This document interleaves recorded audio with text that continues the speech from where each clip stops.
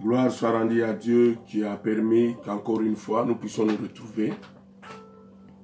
Daigne que l'Éternel, le Créateur, a créé, lui qui est le maître des temps et des circonstances, qu'il puisse nous parler au travers de la puissance du Saint-Esprit, notre ami fidèle. Au nom de Jésus-Christ, nous disons Amen. Bien-aimés frères et sœurs, ce matin, nous allons nous entretenir sur ce petit thème, ta vie après l'amour et la foi, témoignage Jésus-Christ. Nous allons lire notre texte de base qui va nous aider juste pour que vous soyez fortifiés, que ensemble, toi et moi, nous soyons fortifiés en ce moment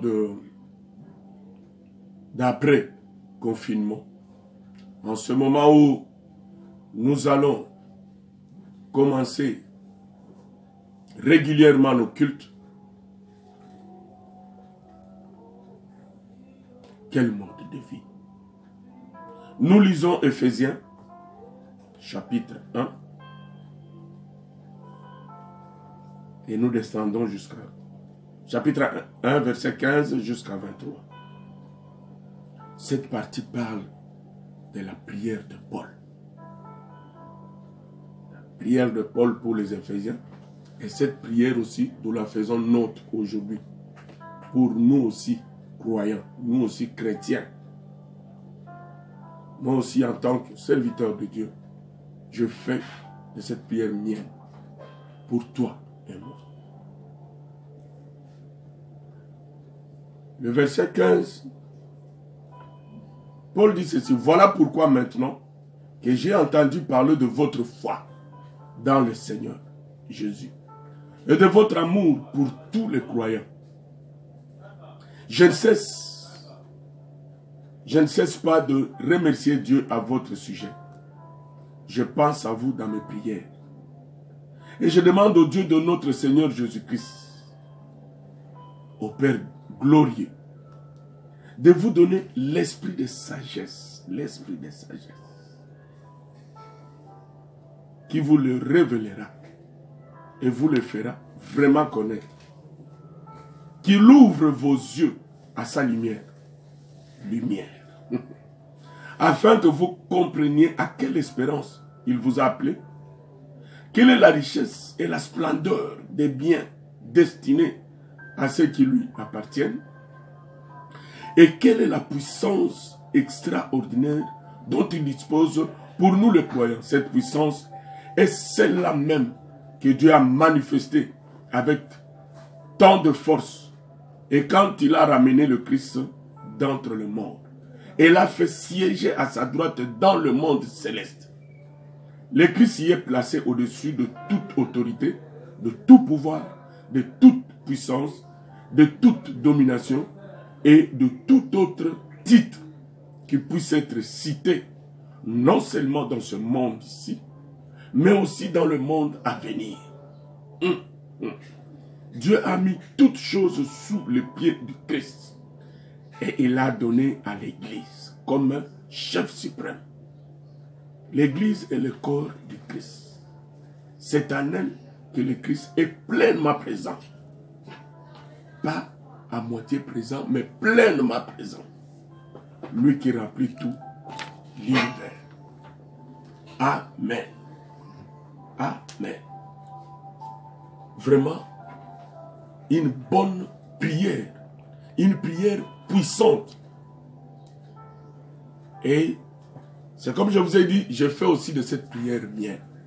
Aujourd'hui. Je rends grâce à Dieu. Pour toi qui me regardes, pour toi qui me suis. Pour cette foi que tu as témoigné en Christ. Pour l'amour que tu as en Christ et au sein. Cet amour que tu témoignes. Laisse que Dieu trouve gloire au travers de cela. car c'est déjà un bon fondement que tu as posé. Mais à la lecture de cette prière, quel est le vœu de Paul? Qu'est-ce que Paul souhaite? Et ce que Paul, en tant que serviteur de Dieu, comme Dieu l'a dit, je confirmerai vos déclarations en tant que mes serviteurs.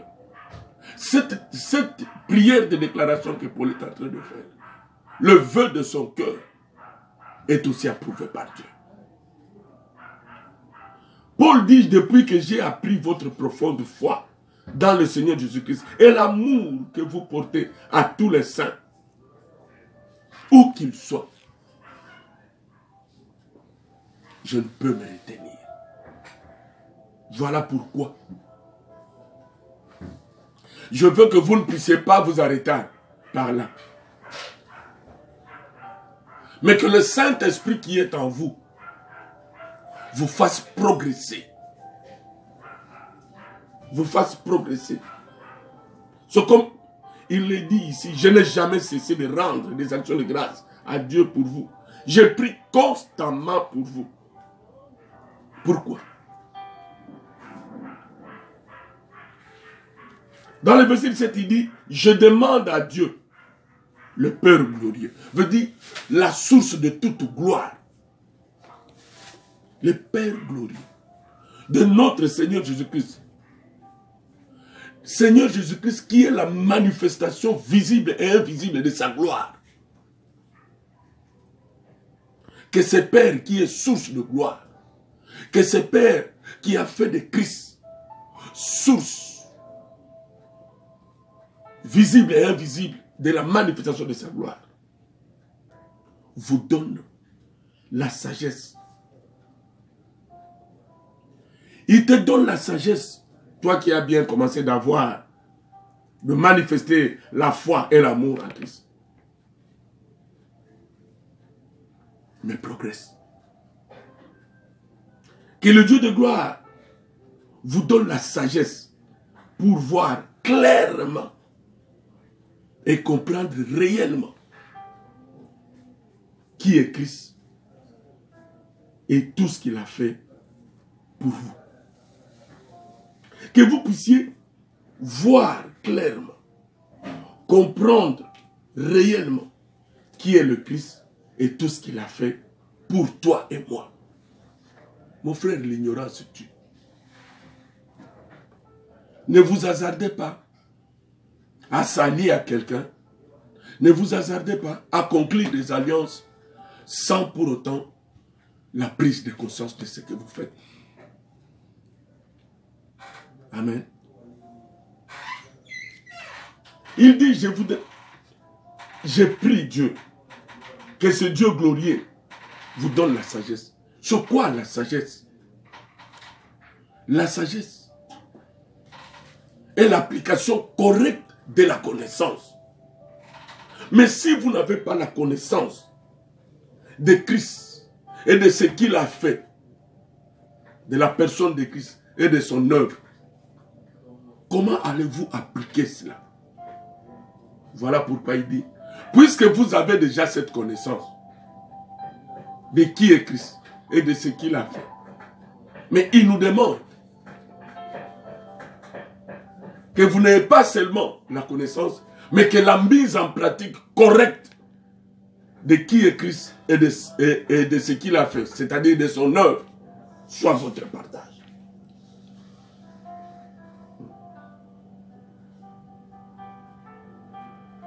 Et pour cela, pour que cette application correcte de la connaissance soit votre partage, la première des choses, dans la prière de Paul ici, et qui sera votre comportement, c'est que votre cœur soit inondé de lumière, que votre cœur soit illuminé, afin que vous puissiez entrevoir l'avenir d'espérance auquel il vous a appelé,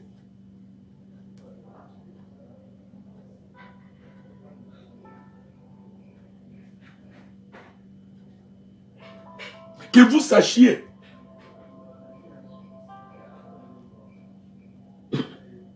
qui est Christ.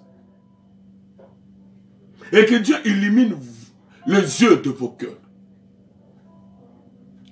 Souvenez-vous, dans Genèse 1, 3, à la création, quand il y avait la création matérielle, Dieu a dit que la lumière soit, puisque les ténèbres étaient vraiment épais et inondaient la surface de la terre. Dieu dit que la lumière soit. Ne faites pas cette confusion avec la création des luminaires. Ici, il ne s'agit pas de luminaires, c'est-à-dire soleil, lune, étoile, non. Ici, quand Dieu a dit que la lumière soit, en comparaison avec 2 Corinthiens 4 et 6,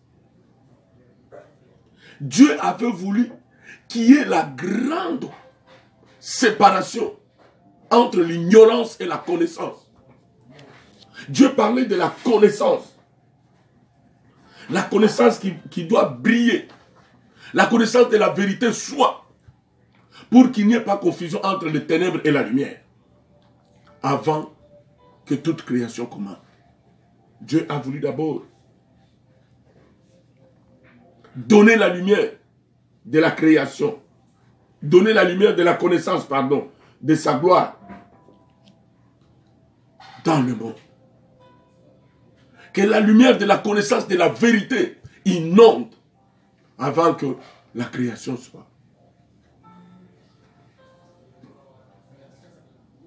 Le Dieu qui a dit que la lumière soit,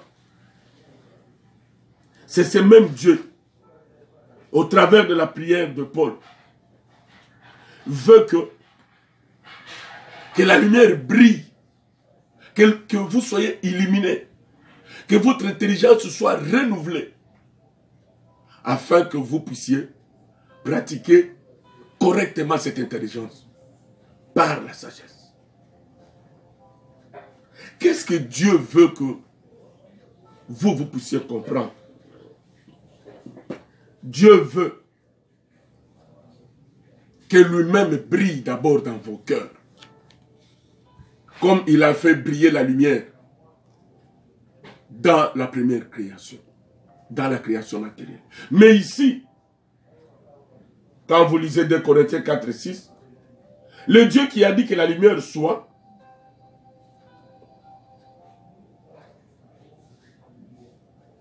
veut maintenant que lui-même brille dans vos cœurs par le Saint-Esprit, permettant à la vie spirituelle de se développer.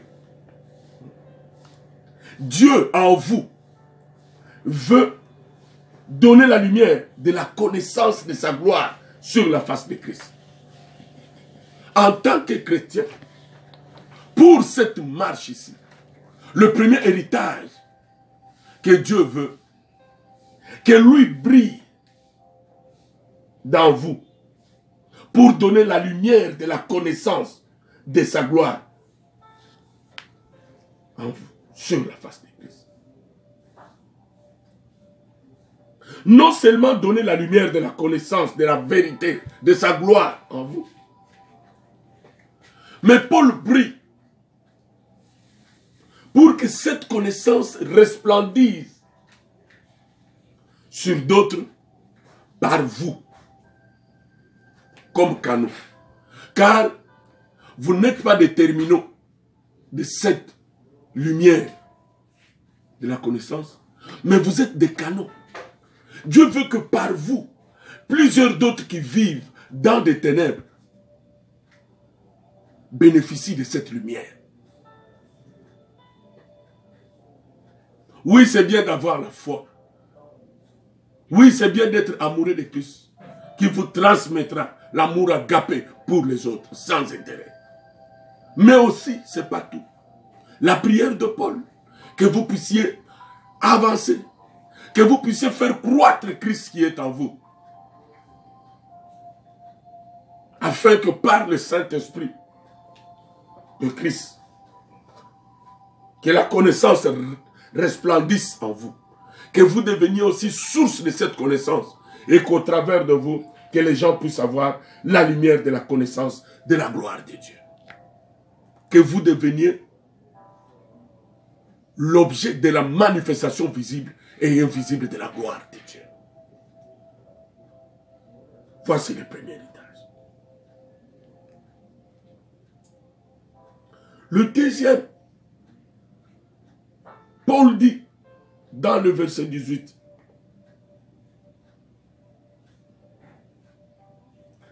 que votre cœur soit inondé de lumière, afin que vous puissiez entrevoir l'avenir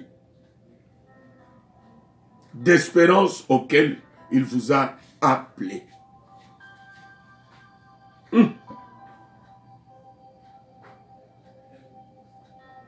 Après avoir illuminé votre intelligence, l'intelligence, les yeux de vos cœurs, pour que vous puissiez pratiquer correctement la parole de Dieu, la connaissance de sa parole. Il dit que votre cœur soit inondé de lumière, que votre cœur soit inondé de la vérité, de révélation. Parce que l'accumulation de la connaissance nous donne l'intelligence. Et cette intelligence qui est bien pratiquée par la révélation de l'accumulation de l'intelligence fait jaillir la lumière. Et ce par le Saint-Esprit, ce n'est pas par notre propre force. Et tout cela pourquoi? Il dit, afin que vous puissiez entrevoir l'avenir d'espérance auquel Christ nous a appelés. Oui, nous avons la foi. Nous avons cet amour-là. Mais nous devons aussi connaître. Nous devons aussi découvrir quel est l'avenir que nous avons avec ces dieux-là. Quel est l'avenir que nous avons avec ces dieux-là? Comprendre l'espérance qui s'attache à son appel et en rapport avec l'avenir. Nous devons avoir la signification nette de la destinée finale qu'il avait quand il nous a appelés. Laquelle est de régner avec lui en tant que son épouse, sans tâche. Et aussi nous serons avec Christ, et comme lui à jamais. Oh, quelle gloire, quelle espérance radieuse. Nous régnerons avec Christ en tant que son épouse. Ça, c'est ce que vous devrez comprendre. C'est ce qui doit être ancré en vous. Puisqu'il s'agit ici d'un aspect de notre salut qui est encore à venir et vers lequel nous tendons. Nous tendons vers ça. Et cela doit être ancré en nous, cette espérance-là. Que nous vivons et nous serons avec Christ. Et nous serons non seulement avec Christ, mais nous serons comme lui à jamais. C'est ça la destinée finale. C'est pas tout. Paul prie.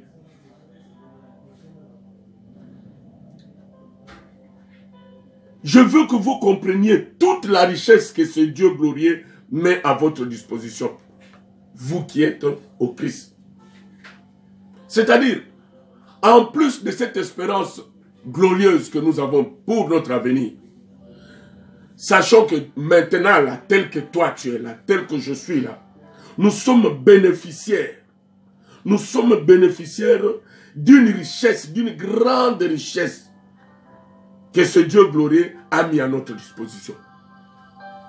Des richesses variées, des richesses grandioses. Et ça ne se limite pas seulement là-bas.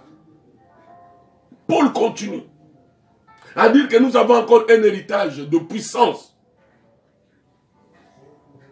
Et c'est ici où je veux vous dire, vous qui vous lamentez, vous qui avez des problèmes, vous qui avez des ennemis, accablés par des ennemis, je vous dis, ne vous inquiétez de rien. Voilà pourquoi, quand Dieu nous dit de de ne nous inquiéter de rien.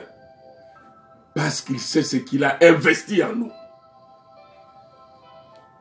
Paul prie, il dit, pour que vous connaissiez à comprendre. Je prie pour que vous commenciez, à comprendre que le Dieu qui vous a appelé à son alliance dispose d'une puissance prodigieuse pour venir en aide à ceux qui le croient. Pour vous qui marchez dans la foi, pour nous qui croyons en lui, le Dieu de toute puissance a disposé cette puissance. Ne cherchez pas la puissance. La puissance est déjà disposée en toi et en moi. Tel que tu es là. Paul ne parvient même pas à quantifier, à qualifier cette puissance. Il dit, la grandiose infinie puissance. Waouh! La grandiose infinie puissance. Et pour expliquer cette puissance, Paul compare cette puissance à la résurrection de Christ. Il dit la puissance que Dieu a déployée pour ressusciter Jésus-Christ d'entre les morts. Non seulement ressusciter Jésus-Christ d'entre les morts, et le faire asseoir sur le trône. Et cette puissance n'est pas en dehors de toi. La Bible dit, cette puissance est en toi.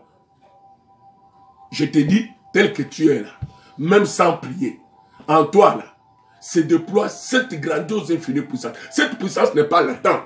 Cette puissance est en mouvement. Cette puissance se déploie. Et cette puissance attend une déclaration pour que ça puisse attaquer.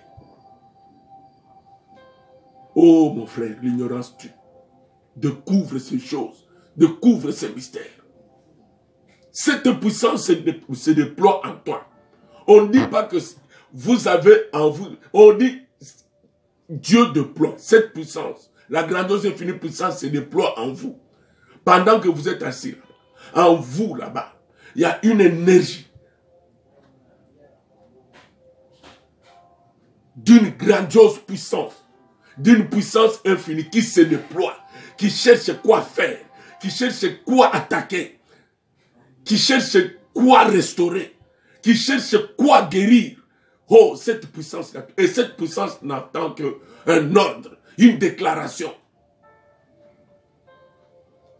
Oh, c'est cette même puissance qui a ressuscité Christ d'entre les morts et qui l'a fait asseoir dans le ciel à la place d'honneur, à la droite du Père.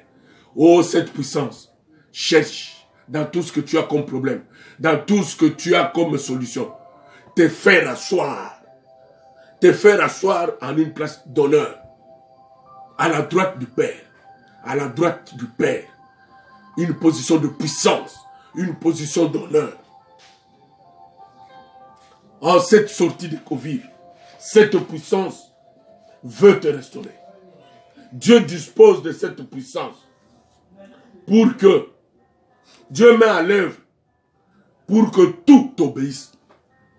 Cette puissance est tellement grande, excessive, qu'elle dépasse toute notre imagination. C'est cette puissance dont Dieu s'est servi pour mettre en œuvre notre salut, pour nous préserver et finalement accomplir notre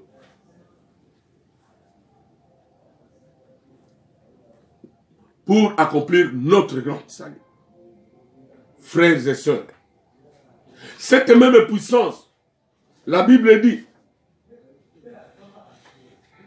cette puissance qui a ressuscité Jésus-Christ d'entre les morts, bien au-dessus de tous les autres rois, cette puissance va te mettre, va t'élever au-dessus de rois, des souverains, des dictateurs, des dirigeants, où que ce soit, dans ce monde ou dans le monde à venir. Non seulement dans ce monde, non seulement sur les humains, mais sur les principautés, domination, autorité, présent et à venir.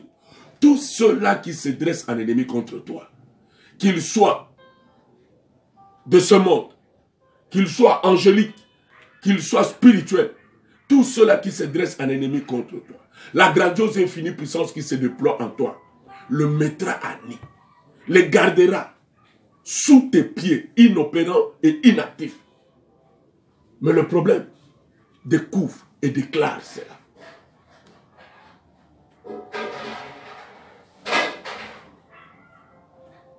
Cette grandiose infinie puissance va te placer en honneur et en gloire. Dieu a mis toutes ces choses sous tes pieds. Il a fait de Jésus-Christ le chef suprême. Et nous, son corps. Et quand on dit qu'il a mis cela sous les pieds de Jésus-Christ, nous qui sommes son corps, nous sommes un avec lui, même esprit avec lui. Toutes ces choses sont sous nos pieds. Il n'y a pas à demander, c'est à déclarer que tout ce qui se dresse à l'ennemi contre toi. Et par la puissance de la résurrection, je déclare tout cela sous mes pieds. Sous tes pieds. Lui qui a rempli pleinement. Lui qui crée et donne toutes choses en tous. Amen. En tout lieu. Lui qui remplit tout en tous. Il t'a investi de tout pouvoir. Paul invite le croyant à progresser dans la connaissance du plan de Dieu. Ils y découvriront une sagesse, une espérance puissante et la raison de rendre des actions de grâce à Dieu. Avancer vers la pleine connaissance en méditant le message de la vérité que nous avions accueilli. Le Saint-Esprit nous est donné pour nous faire progresser. Cette force de vie traverse tous les corps, tête et corps, dont chaque chrétien est membre, bénéficiant lui aussi de cette même puissance. À partir d'aujourd'hui, agis, déclare, parce que tu as une bonne espérance d'avenir. Tu es bénéficiaire de toutes sortes de bénédictions. Et tu es aussi puissant. Car en toi, là, se déploie la grandiose infinie puissance. Alors, déclare, afin que la nature t'obéisse. Que Dieu te bénisse.